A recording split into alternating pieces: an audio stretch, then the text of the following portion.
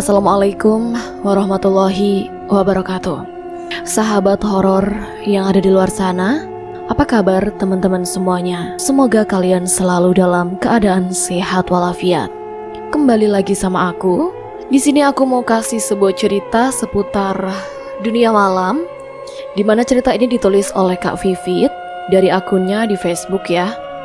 Dan cerita kali ini berjudul Susuk Wanita Malang.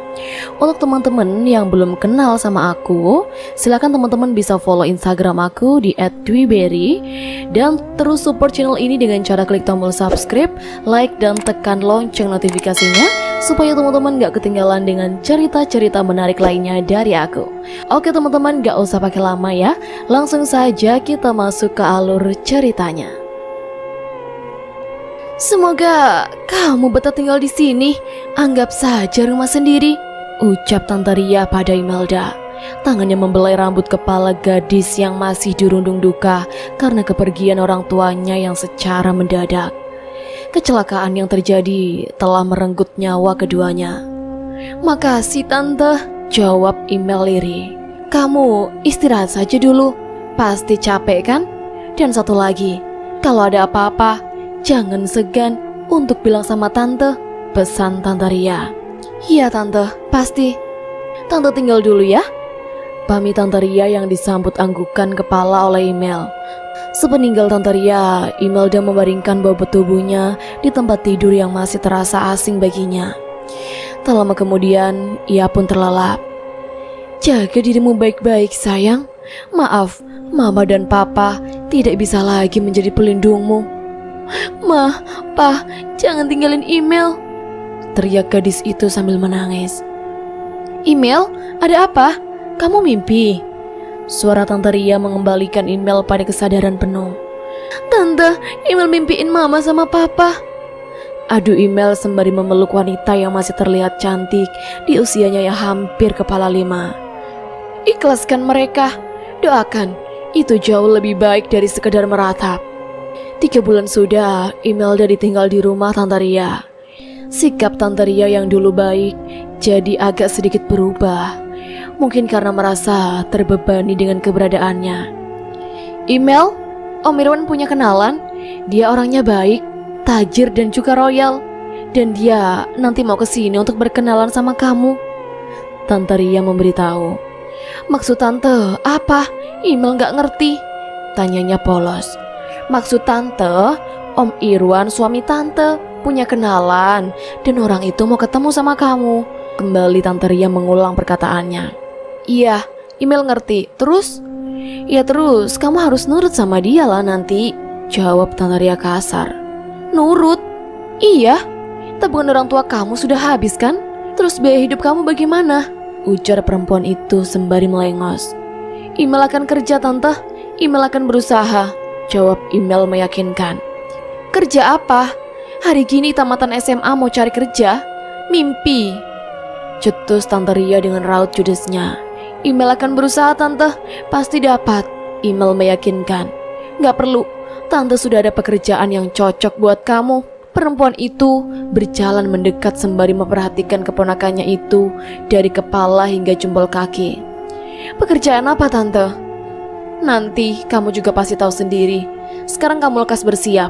Sebentar lagi om kamu akan pulang bersama dengan temannya itu, Tante Ria memerintah. Roni? Laki-laki yang dimaksud sebagai teman dari Om Irwan itu memperkenalkan diri. Ia mengulurkan tangannya. Imelda, panggil saja Imelda. Buru-buru Imel menarik kembali tangannya yang ia rasa begitu erat digenggam oleh teman Om Irwan itu. Dia cantik dan terlihat sedikit judes. Saya jadi merasa tertantang, bisik laki-laki itu pada Om Irwan. Om Irwan tertawa sembari menatap sahabatnya itu. Kemudian berpindah menatap Imel. Dan yang lebih sip lagi, dia masih perawan. Om Irwan balik berbisik. Wow, saya suka itu, jawab orang yang bernama Roni sambil tersenyum. Matanya menatap liar ke arah Imel yang membuat gadis itu merasa risih. Jadi, kamu berani bayar berapa? Terdengar Om Irwan bertanya kepada sahabatnya itu. Segini cukup. jawab sahabatnya sembari menunjukkan jari telunjuknya. Entah apa maksud dari kedua orang itu. Email benar-benar tidak mengerti. Tambah sedikit lagi dong, katanya orang kaya. Tiba-tiba Tante Ria ikut nimbrung. Perempuan itu mendekati Email, kemudian merapikan rambut keponakannya yang tidak berantakan. Oke, saya tambah 10. Nah gitu dong. Tante Ria tersenyum lebar. Istriku ini memang pandai merayu, puji Om Irawan bangga. Tentunya dong mas, jawab Tante Ria. Oke segini. Laki-laki itu menunjukkan gawainya kepada Om Irwan dan Tante Ria. Om Irwan dan Tante Ria saling pandang kemudian tersenyum. Oke, jawab keduanya hampir bersamaan. Tidak lama kemudian, tring. Cepat-cepat Om Irwan merogoh gawai dari saku kemeja kemudian memeriksanya. Sip, katanya kemudian sembari mengancungkan ibu jari. Kok hotel Om?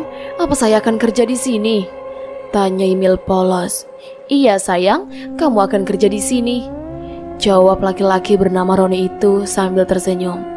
Jangan panggil sayang Om, saya risih, ujar Email. Oke Email, kita langsung ke kamar Om. Iya, pekerjaan kamu memang di sana, jawab Om Roni. Sesampainya di salah satu kamar hotel, Om Roni segera mempersilahkan Amel untuk masuk. Meski sedikit ragu, gadis itu tetap menurutinya. Email duduk di sofa empuk dan mewah sembari menatap ke sekeliling.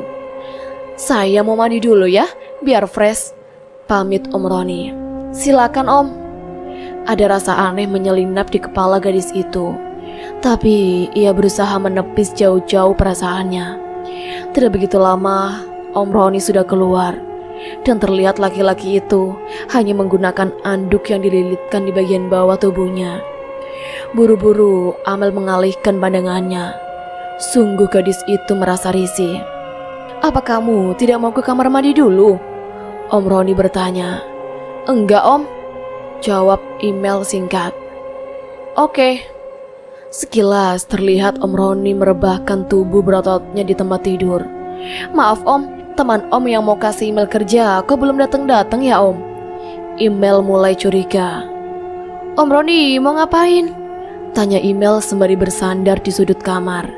Gadis itu tampak sangat ketakutan karena laki-laki itu terus memaksa untuk mencium. Saya mau kasih kamu kerjaan sayang, jawabnya sambil tersenyum. Matanya menatap dada Email yang terlihat putih bersih. Om Roni, jangan kurang ajar ya, hardik Email memberanikan diri. Kurang ajar bagaimana? Kamu ini sekarang sedang kerja melayani saya, jelas Om Roni. Bajingan, saya tidak sudi, ucap Email sembari berusaha mendorong tubuh laki-laki hidung belang itu. Saya sudah bayar mahal untuk bisa bermain denganmu cantik. Bayar? Bayar apa? Email tampak kurang mengerti. 110 juta, bahkan angka yang kecil sayang, katanya sambil tersenyum. Apa? Email menangis sejadi-jadinya. Ternyata Om dan Tante yang merupakan satu-satunya keluarga dan telah menjadi pengganti kedua orang tuanya dengan tega telah menjual dirinya. Sekuat apapun tenaga gadis itu, tentu saja tidak dapat melawan. Hingga akhirnya mahkotanya terenggut di tangan laki-laki yang tak berhati itu. Email menangis sembari menutupi tubuhnya dengan selimut. Hatinya begitu sakit dan hancur, mengalahkan rasa sakit di daerah sensitifnya. Ayo, saya antar pulang, Om Roni menawarkan. Gak perlu, jawab Email masih menangis. Ayo, Om Roni memaksa. Tante Ria, tega Tante menjual saya. Saya ini anak dari kakak kandung Tante, ujar Email sambil sesenggukan. Gak usah nangis, nih jatuh buat kamu, kata Tante Ria sembari menyodorkan amplop coklat yang terlihat tebal. Email menatap sesaat pada amplop tersebut. Kemudian pandangannya kembali lagi kepada perempuan keji itu. Silakan kalian habiskan uang itu, saya tidak butuh, ucap Email kemudian. Oh, baiklah kalau begitu sayang, terima kasih, jawab Tante Ria sambil tersenyum dan berlalu. Dasar perempuan iblis, maki Email dengan tatapan penuh amarah. Terserah kamu mau bilang apa tentang saya. Yang terpenting bagi saya adalah uang, jawab Tante Ria. Kemudian tawanya pun pecah. Dasar tidak punya hati. Lebih baik saya tidak punya hati daripada tidak punya uang, jawab Tante Ria lagi sembari melangkah masuk ke dalam kamarnya. Oh iya, satu lagi. Kembali perempuan itu melangkah mundur dan memandang tajam ke arah email. Jangan coba-coba untuk kabur. Mas, cepet Gi, kunciin email di kamarnya. Ntar dia kabur lagi. Iya Mi, Mami cepet ya kesini. Ada barang bagus nih, baru sekali pakai loh. Terdengar suara Tante Ria berbicara melalui telepon. Email yang mendengar itu hanya menangis meratapi nasibnya yang begitu malang. Ia menangis sembari duduk bersandar di pintu yang terkunci. Ya Tuhan, apa yang harus aku lakukan agar bisa terbebas dari penderitaan ini? Terdengar ketukan di pintu, kemudian diikuti dengan panggilan. Email, kamu siap-siap. Sebentar lagi akan ada yang membawa kamu untuk bekerja. Suara Tante Ria. Enggak, teriak Email. Kamu harus nurut. Awas ya kamu. Saya enggak mau. Amel melawan. Oke, kalau kamu memang mau kekerasan, ujar Tante Ria sembari membuka kunci pintu kamar Email. Perempuan itu muncul di ambang pintu seraya menenteng sepatu hak tingginya. Tante mau ngapain? Tanya Email sambil melangkah mundur. Matanya fokus pada sepatu yang Tante Ria bawa. Hanya mau menyadarkan kamu, jawab Tante Ria dengan santainya. Tante, jangan macem-macem Tante. Email melangkah mundur melihat Tante Ria yang menenteng sepatu hak tingginya. Wajahnya terlihat pucat karena ketakutan. Kenapa? Takut? Tanya Tante Ria lirih tapi penuh penekanan. Perempuan itu terus melangkah mendekat ke arah Email yang sudah mulai tersudut. Tante, jangan Tante. Rengek Email begitu dilihatnya perempuan itu mengangkat tinggi sepatu yang ia bawa. Cepat siap-siap. Kalau tidak, ingin sepatu ini mengenai batok kepala kamu? Bentak Tante Ria sembari melotot. Iya Tante, aku siap-siap, jawab Email terpaksa. Oke, Tante tunggu di luar. Dandan yang cantik. Email hanya mengangguk tanpa bersuara. Kepergiannya perempuan jahat itu, Email luruh terduduk bersandar pada dinding dan menangis terseduh-seduh. Mama, Papa, apa yang harus Email lakukan sekarang? Email benar-benar takut. Lirihnya. Email, Tante meninggalkanmu bukan untuk meratap sambil menangis ya. Terdengar suara Tante Ria dari depan kamar Email. Buru-buru Email menyeka air matanya dan berlari ke arah lemari. Mana barangnya Jeng? Tanya perempuan dengan dandanan yang super menor. Ada, tenang aja, Mami gak bakal kecewa, jawab Tante Ria sembari mencolek tangan perempuan yang ia panggil Mami itu. Saya akan bayar kalau sudah lihat barangnya ya Jeng. Oh tentu, sebentar ya Mi. Tante Ria segera berjalan menuju ke kamar Email. Segera ia membuka kunci pintu kamar keponakannya itu. Email, ayo, ajak Tante Ria begitu pintu dibukanya. Email hanya berjalan sembari menunduk tanpa bersuara sama sekali. Wah, ini luar biasa, puji perempuan dengan dandanan menor itu begitu dilihatnya gadis muda yang begitu cantik. Iya dong, pastinya, jawab Tante Ria dengan bangganya. Jadi berapa? Tanyanya kemudian. Perempuan itu segera mengambil ponsel dari dalam tas kecil yang ia bawa. Kemudian sebentar lagi mengotak-atik layarnya. Ponsel Tante Ria berbunyi. Segera ia memeriksa dan kemudian terkembang senyum yang lebar di bibir merahnya. Cocok? Tanya perempuan yang dipanggil Mami itu. Bukan lagi cocok, tapi cucok, jawab Tante Ria sambil tertawa.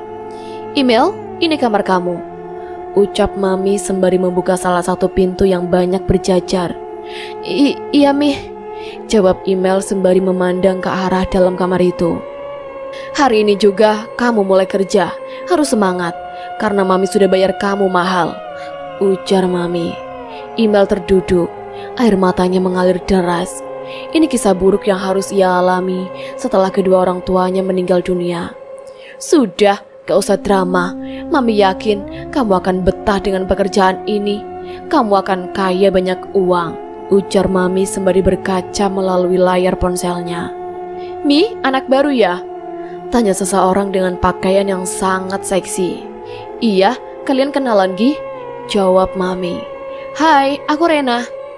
Gadis itu mengulurkan tangannya.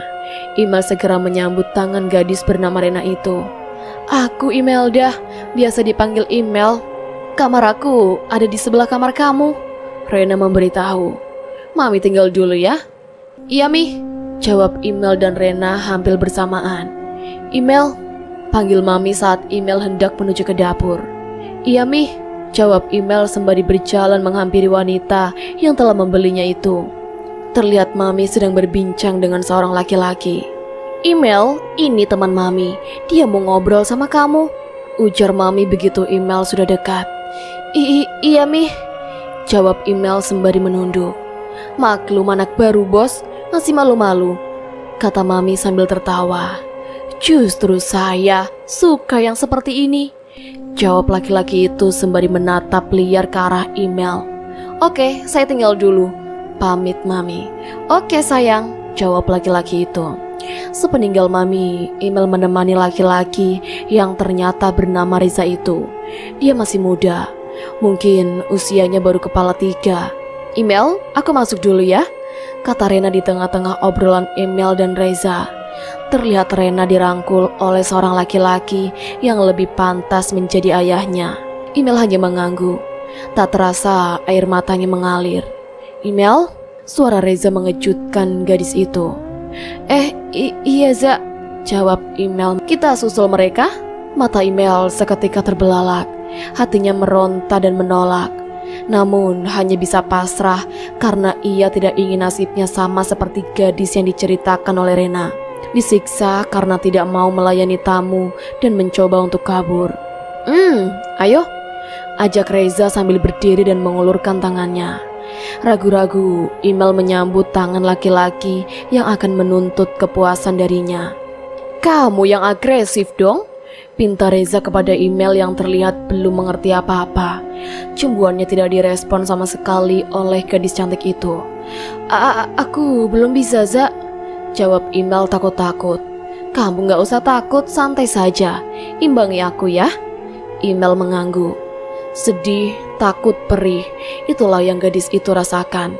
Tidak pernah terpikir olehnya akan menjadi wanita penghibur seperti sekarang ini. 1 jam lebih permainan mereka baru berakhir, meninggalkan rasa lelah dan juga perih. Peluh yang bercucuran membuat spray ungu yang terpasang di tempat tidur Imel menjadi basah. Kamu hebat ya, besok aku kesini lagi ya, kata Reza sembari memeluk tubuh lesu Imel.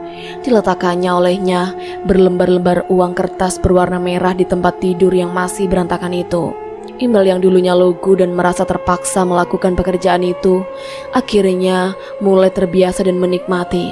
Frustasi itu yang membuatnya berubah total. Terlanjur basah, mandi sekalian, itulah prinsipnya. Bahkan sekarang gadis lugu itu terlihat merokok dan suka minum. Imel, panggil Mami sembari mengetuk pintu kamar gadis itu. Iya Mi, jawab Imel sembari mematikan api rokoknya. Ia segera membuka pintu. Ada yang mau pakai kamu, bisik Mami. Banyak duitnya gak Mi? Tanya Imel sembari tersenyum nakal. Pastinya dong sayang, kamu kan anak kesayangan Mami. Mami gak akan kasihkan kamu sama laki-laki yang sedikit duitnya, jawab Mami sambil tersenyum. Oke Mi, lain ya yang jadi anak kesayangan Mami, kata teman-teman Imel yang lainnya sembari saling senggol dan menyedipkan mata. Wajarlah, gue kan asetnya Mami, jawab Imel dengan santai. Iya deh, mentang-mentang laris, kata seseorang dari mereka. Pastinya dong, makanya perawan biar tetap kenceng, gak kendor, jawab Imel sambil tertawa disusul dengan tawa yang lainnya. Kasih tahu dong Mel rahasianya. Teman-teman seprofesional Imel begitu penasaran. Rahasia dong, ntar gue banyak saingan lagi, jawab Imel sembari berlalu. Pelit info si Imel, gerutu teman-teman Imel. Bodoh amat, jawab Imel kemudian menjulurkan lidahnya. Awas kamu ya Mel. Imel tertawa terbahak-bahak sembari masuk ke kamarnya. Kamar yang telah dimasuki puluhan laki-laki hidung belang yang hanya mencari kepuasan sesaat. Gadis itu merebahkan tubuhnya yang lelah di tempat tidur dengan spray yang kemarin baru ia beli. Jam di dinding sudah menunjukkan pukul 12 tengah malam. Wajar saja bila ia sangat mengantuk. Begitulah penghuni rumah Mami Susan. Mereka bisa tidur hingga larut malam karena tamu yang begitu ramai. Hari ini saja, Imel harus melayani banyak tamu yang ia sendiri lupa berapa jumlahnya. Uang yang Imel dapatkan juga masih berserakan di dalam laci meja. Ia belum sempat menyusun apalagi menghitungnya. Yang pasti jumlahnya begitu fantastis. Antara tertidur dan terjaga, Imel merasa ada yang ikut terbaring di sampingnya. Wajahnya tidak terlalu nampak karena ia menyalakan lampu tidur yang cahayanya tamaram. Mungkin itu Rena, karena memang sahabat baiknya itu sering tidur bersamanya. Tapi bukankah pintu ia kunci? Bagaimana mungkin Rena bisa masuk? Entahlah, mungkin saja dia lupa menguncinya tadi. Tumben siang bangunnya, tegur Rena yang ternyata sudah mandi. Terlihat dari rambutnya yang basah. Nih, gadis itu menyodorkan secangkir teh panas pada Imel. Makasih, jawab Imel dengan malas. Loyo banget sih kamu. Laris lo, gurau Imel. Rena tertawa terbahak-bahak mendengar ucapan sahabatnya itu. Iya, percaya, jawabnya kemudian. Kamu bangun jam berapa? Kok aku nggak tahu? Tanya Imel sembari meniup-niup teh panas yang masih mengepulkan asap. Gimana kamu mau tahu, orang kita kamarnya sendiri-sendiri? Jawab Rena sembari menyeruput tehnya. Jadi maksud kamu semalam nggak tidur di sini? Imel tampak terkejut. Enggak, emang kenapa? Rena balik bertanya. Nggak apa-apa, jawab Imel berbohong. Padahal rasa takut mulai menghantuinya. Jadi siapa yang tidur bersamanya tadi malam? Ya udah, kamu cepetan mandi Ki. Oke, jawab Imel singkat. Sepeninggal Rena, Imel segera beranjak ke kamar mandi karena jam di dinding kamarnya sudah menunjukkan pukul 9. Ia ada janji dengan Mami Susan akan pergi ke mall hari ini. Imel mengguyur tubuh letihnya dengan air hangat yang mengucur dari shower. Loh, kok mati? Imel bicara sendiri. Tiba-tiba lampu di kamar mandi juga padam, mengakibatkan tempat itu menjadi teramat gulita. Imel meraba handuk yang ia gantung di belakang pintu. Tapi, apa ini? Tangannya seperti memegang rambut. Ia mengelus terus ke bawah. Rambut itu terasa begitu panjang. Spontan ia menjerit dan terjatuh tergeletak tidak sadarkan diri. Sosok dengan rambut yang begitu panjang itu tersenyum kemudian menghilang. Imel, bangun! Imel!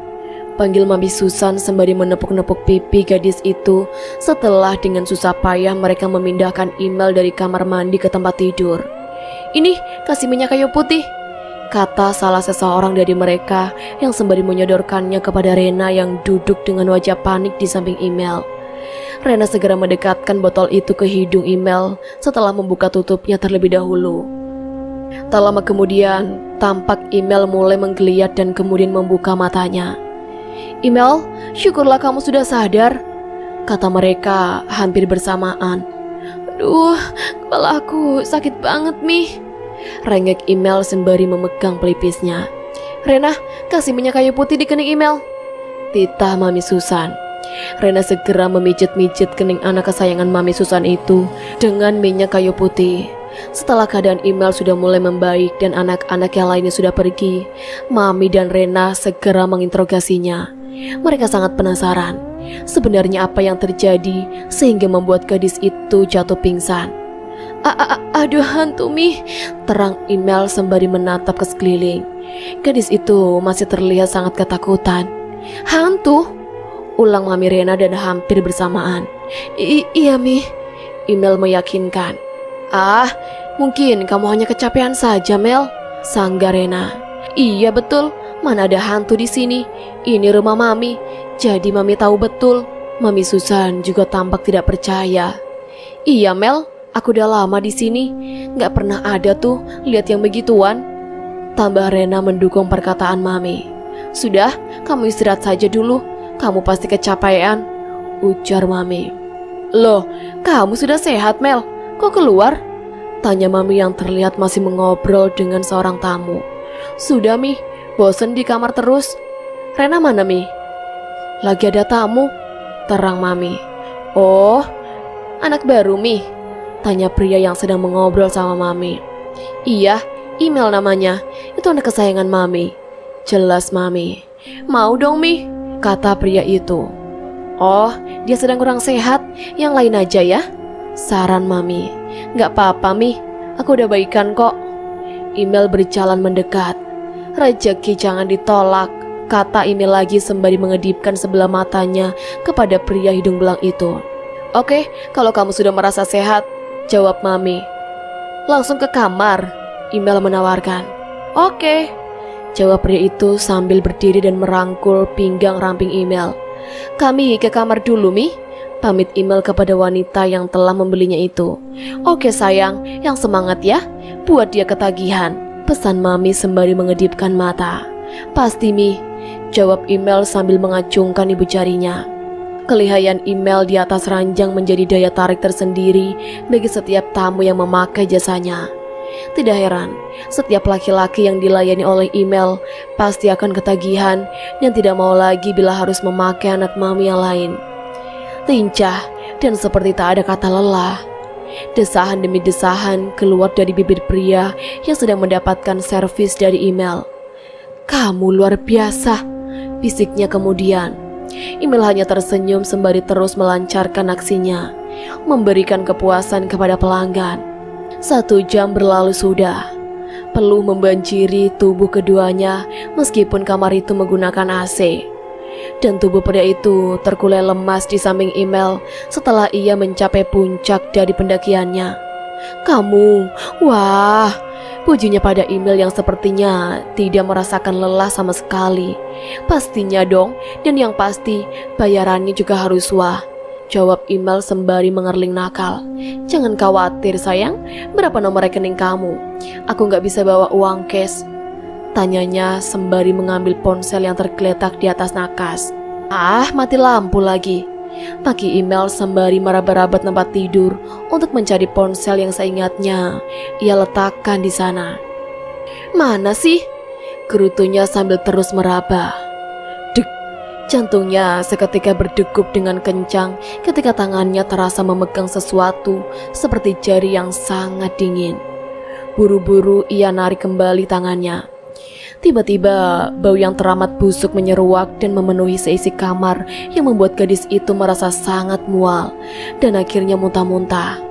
Terdengar ketukan di pintu diiringi dengan panggilan. Mel, Email, kamu gak apa-apa? Suara Rena. Sahabatnya itu membuka pintu. Tiba-tiba lampu yang tadinya padam seketika menyala. Kamu kenapa, Mel? Rena tampak panik. Bau busuk banget, Ren. Aduh, Email. Busuk bagaimana? Wangi gini kok, jawab Rena. Karena di AC memang selalu diberi pengharum ruangan. Tadi bau busuk banget. Ah, ada-ada aja kamu. Cepat bersihin muntahan kamu. Jorok tahu, sewot Rena. Iya, jawab Email sembari berlalu untuk mengambil kain lap di dapur. Rena merebahkan tubuhnya yang letih di tempat tidur sahabatnya itu sampai tiba-tiba terdengar jeritan Email dari dapur. Jerit Email mengejutkan seisi rumah. Gadis itu berjalan mundur melihat sosok dengan rambut yang begitu panjang berjalan ke arahnya dengan kepala yang miring. Wajahnya tampak putih dengan lingkaran mata yang hitam pekat. Siapa kamu? Email memberanikan diri untuk bertanya. Sosok itu hanya diam saja sambil terus berjalan kian mendekat. Saat jarak keduanya hanya tinggal beberapa langkah lagi, muncul Mami, Rena dan teman-teman Email yang lainnya. Email, ada apa? Tanya Mami sembari mengikat rambutnya. Iya isi Email, bikin kaget orang satu rumah aja, sambung lainnya. Kenapa Mel? Rena ikut bertanya. Tadi sudah, kamu memang masih kurang sehat. Mami sudah istirahat malah terima job. Sekarang begini kan, halu terus, gerutu Mami. Tapi beneran Mi, Email berusaha meyakinkan. Sekarang kamu istirahat. Besok istirahat total, gak ada job buat kamu. Titik. Mami menegaskan.